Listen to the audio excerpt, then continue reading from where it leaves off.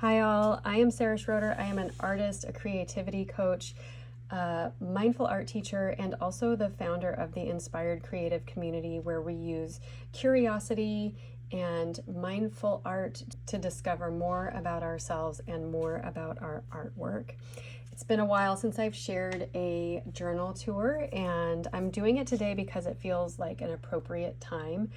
I am stuck right now in a situation that I think many people who are either creative or aspiring to be creative find themselves in, which is that I don't have the space. I don't really have the time. My studio has been packed up and everything is in boxes because we are replacing the floors in that room.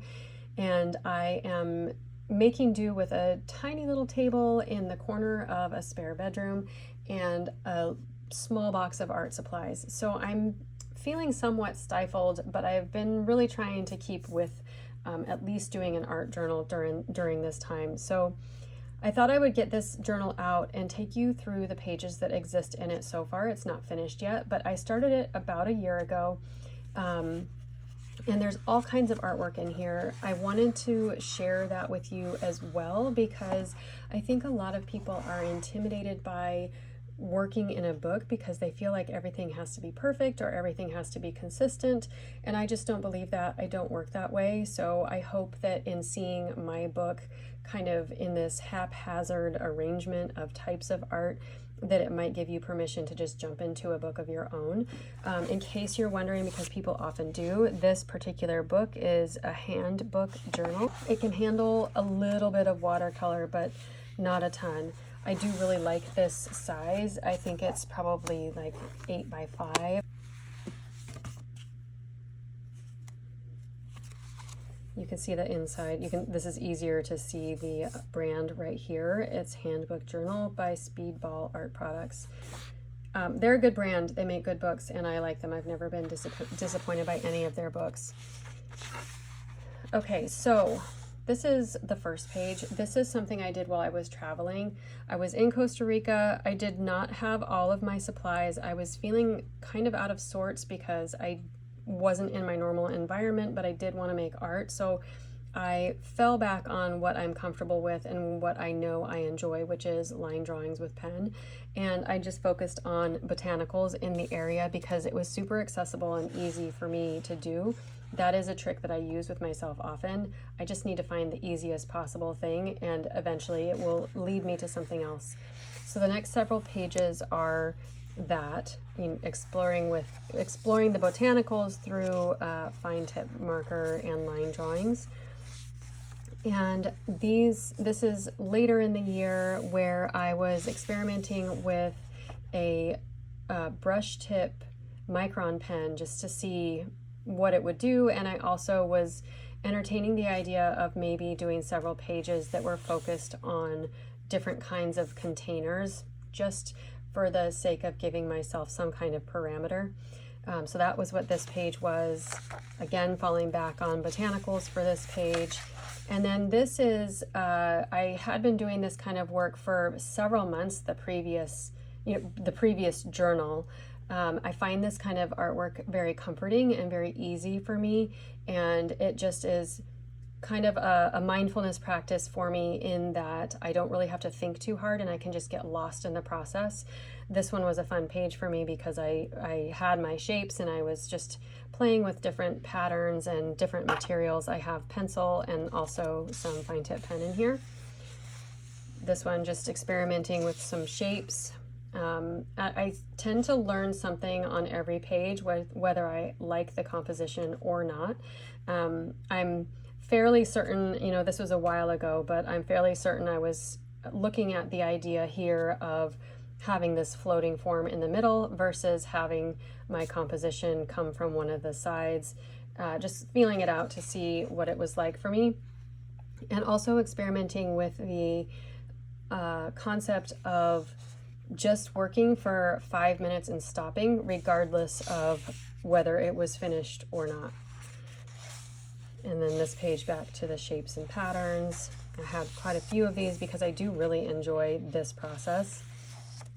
So it's something I can always fall back on. I don't love this page. I do feel it's important to share pages like this though, because of what we were talking about just a little bit earlier, where I do not believe that pages have to be perfect. I don't feel that pressure in my journals because, like I said, I usually learn something no matter how my page might turn out. I don't love this. I wouldn't take any pictures and share it with anybody or be super proud of it.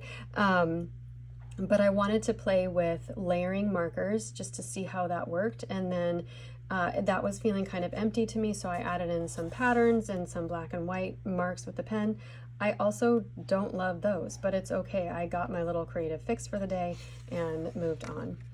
And this is an exercise, my artwork from an exercise we did in the Inspired Creative community. We get together as a group. I have a guided directive that we follow. This was my artwork for that particular day.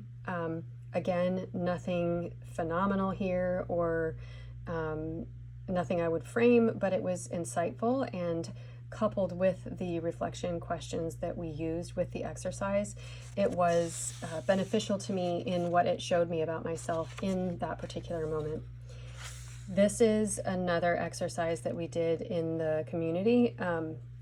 So to look at this, it's not something I love. I don't even particularly enjoy looking at it, but there is something about the colors, the arrangement, and the reflection questions that we used with it that showed me something or revealed something to me about myself or things that I was thinking. So I do like it for that reason, but again, this isn't something I look at and I'm, really excited that I made. This one gets a little closer to something that I was kind of happy with, but again, there are things about this that I don't really love. I was learning how to put together this arrangement of rectangles in a way that represented a quilt, and I wasn't quite getting it. I actually never got it until somebody in the membership who is a quilter explained it to me, and now I understand it, but that's not something I'll go into right now. I did really appreciate her input though. This is a page I did that I did share a video about this particular exercise and all the steps, how to make a page like this in our community. This is the starting piece, and there are several pieces after it that I'm still working on because there's a couple steps to the process. So I have these pages that are partially started, and anytime I want to, if I have just like 5 minutes, I can go back to one of these partially started pages and work on it, and usually end that quick little session with a composition that feels complete. And I'm not looking for things that I find to be really amazing and that I might want to frame. I'm just learning little bits about myself, about what I like and I don't like, and experimenting with different materials. This was acrylic paint pen. This is fine tip pen. Actually, no, this was a ballpoint pen that I just had next to me. This is notebook paper and marker. Notebook paper and marker for this as well. These are all pages that I can come back to later, which I love having options like that, especially if I'm traveling and I want to be able to stick to doing a little bit of art every day. This is something that, in the morning when I wake up and the rest of the family is still sleeping, I can just have my coffee, do a quick little doodle along with this this predetermined kind of like challenge or problem that needs solving to make into a composition that feels finished. I find them kind of exciting, and doing the line work to go with them I find really soothing. So back to the quilt exercises here, just experimenting with different things. This is the closest I got to ever doing something that I really like. I actually like that. These are some sketches that I did as I was walking through our neighborhood. I wanted to really pay attention to my surroundings, where I spend a lot of my time, where I feel really at home, which is when I'm outside walking in our neighborhood. And I wanted to collect little bits and pieces from my walk and record them in my journal. I very rarely do pages like this, and I thought for a minute that I might want to stick with doing something like this for several days in a row, but I did that one day and then I never went back to it. So obviously that is not a way that I myself love to work, though I love looking at other people's journals when they work like that. Another quilt sample. I have a couple here because we spent the month doing these, and I was practicing with the group as we were live together. This is purely experimental. I wanted to use my acrylic paint markers and see how well they layered and play with just working with shapes from my imagination and just doing this unplanned, really raw kind of composition. Again, I don't love it, but I feel like I'm working my way towards something that will feel more satisfying to me.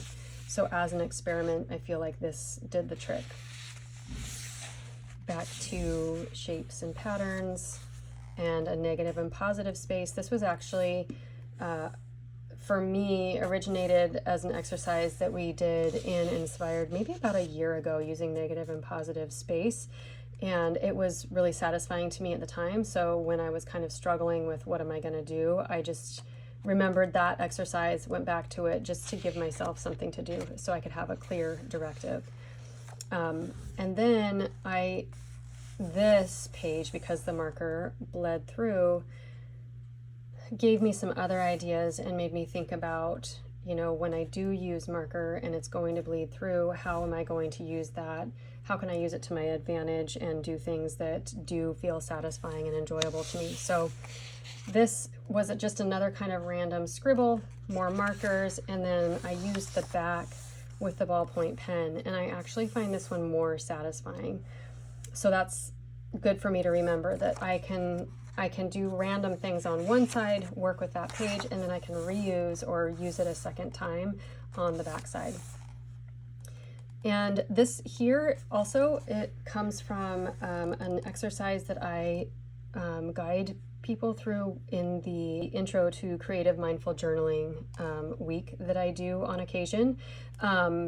I was going through kind of auditing those videos and getting them ready for an on-demand version, and there's a really simple exercise in there that I thought, well, why don't I try this? Because I'm struggling myself right now in my journal. So I found this really satisfying, and enough so that I did it a second day. And when I started with this itself felt really satisfying to me. I'm really happy with just being able to look at this and enjoy the way the colors work together, how everything sort of stacks on each other. And to me, I feel like there's a kind of a conversation going on there and even a little bit of a theme. So I did another page the next day because it's a great starting place, especially when you can't come up with an idea of what you would like to do all on your own. But the interesting thing about this was that this is super simple. That's where I started, but then my wheels started turning, and this is often what happens when you use an exercise that is just incredibly simple.